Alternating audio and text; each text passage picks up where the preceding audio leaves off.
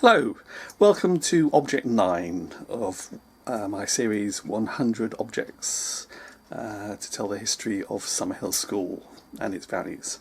Object 9 is this. It is a supermarket trolley, and I have very fond memories of this. As a house parent, every end of term we were one of our responsibilities was to organise special beddies, which is a way the house parents would celebrate the term and sort of bond with the children in terms of thanking them for a lovely term and eating together and sort of watching a film together and just having a small party. And in order to do this, because I didn't drive and I didn't have a car, I would go down to the local co-op, which was called Solar at the time, in Leiston, and fill the shopping trolley full of food, which I then bring back in the afternoon and then sort of prepare, and we'd have the party later that night from about 8 o'clock until about midnight. And the party would involve games like, with the carriage kids, the older kids, we played a murder game where each of the students was a suspect, and it was like a role play. Other times we'd play games like quizzes and sort of charades and things. And then we'd also watch a film. It was very nice. And sometimes, it varied from term to term because it's up to the house parent, in a sense, the theme and things. But I love to do themes to do with using local foods. Like I did a Viking theme once where the whole room was decorated with Viking imagery and icons, and we watched a film about some astronaut landing with an alien in Norway, and with the Vikings there and the aliens like a dragon and things. It was quite a good film. Yeah, and I told stories as well, which is fun. But anyway, going back to the trolley for me is an image of enterprise and at Summerhill, because the trolleys would also be used not just by house parents who didn't have cars, but also by committees like the bar committee. Now the bar committee was elected for the end of term party, and its job would be to organise events, social events, and sort of fundraising events in order to create enough money to pay for the end of term party. So they would go down to Solar, they'd buy large numbers of cans of drink and chocolates, and a lot of it was unhealthy food. And in fact, now and again there would be proposals at the community meeting about the issue of healthy and non-healthy food, and trying to see if we could change the law so that there had to be healthy food within the shops and the fundraising events that the bar committee organised. So the bar committee could organise barbecues and things like that, and they'd be cooking out in the open in the woods or in the gardens, or by the totem pole they'd be cooking burgers and sausages, vegetarian and meat, and then selling them with cold drinks normally by an open fire. Fantastic events. So the bar committee would be elected at the end of term, and that would be their role, and there would be a free bar as part of the end of term party. The end of term party would start about 8 o'clock and go on until 6 in the morning. One aspect of it would be that near sort of midnight or there would be a free bar, which is where there'd be a bell rang. It's like an event within the party in between party games and the disco and things, and everyone would line up, children and staff, and you get free crisps and free drink and free cake and free something. Yeah, it depended what the bar committee had planned.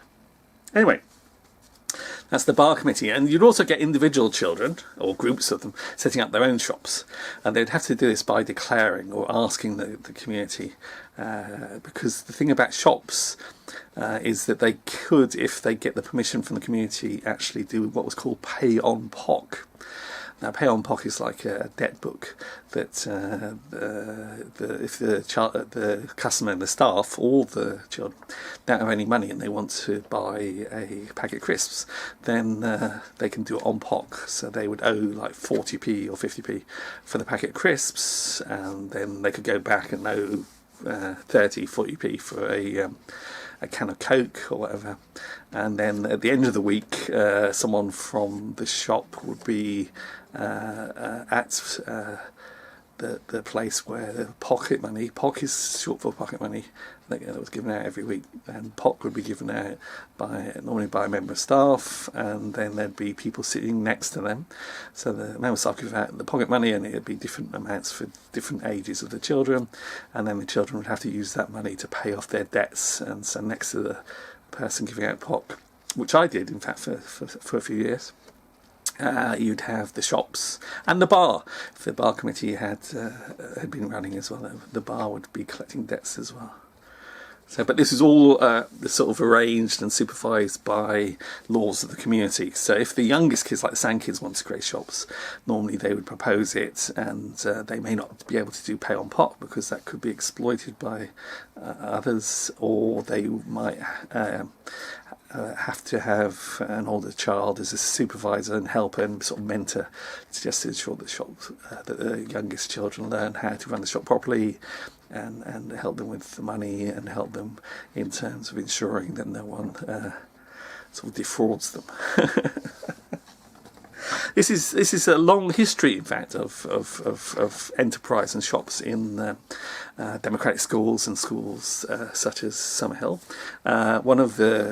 It wasn't a school, but the little Commonwealth, which was a farm community, a residential community of children who should have gone to prison but were taken from the courtrooms of East London by Homer Lane, who then agreed to sort of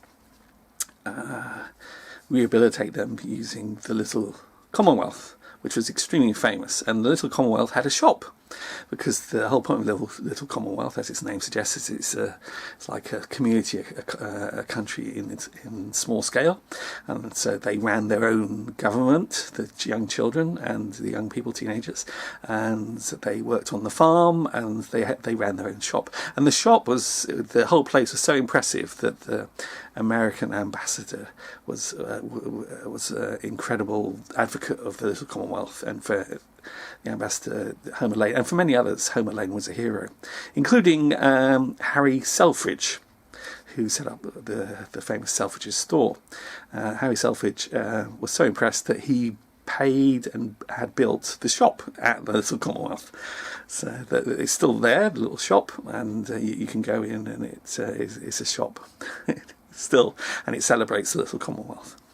And not only did Harry Selfridge actually build the shop, he also minted the coins that were used in the shop, so that there was a currency within the little Commonwealth that Harry Selfridge minted and had coined. And you can see copies of these displayed in the archives of the little Commonwealth. So there was sort of the little Commonwealth, and it was using shops and life and work and community and democracy. And this is where A.S. Neill was impressed by their Moot, or their self-government meetings and the democratic meetings that he saw when he visited Homer Lane and the little Commonwealth. And another example is the French. The French, in terms of their state schools and their progressive education, were very much linked to the unions and the cooperative movement in France. And there was a fantastic French inspector and teachers who got their children within their schools to set up cooperatives. And the cooperatives, in a sense, were like William Morris's concepts, were craft cooperatives. The young children would be trained to make books, and to bind them, and to write them, and to design them and things. And these books would then be produced and manufactured by the children in a cooperative or in the school, and then the books would be sold, and the money, as in cooperatives, would then feed back to that community. That cooperative should be the school, and it would help with the library or with various things within the school. And this is quite an important sort of shared case study, and it was shared within New Ideals in Education and within the New Education Fellowship, which was the international sort of progressive education group. They had conferences around the world, and both sought to liberate the child through learning in schools.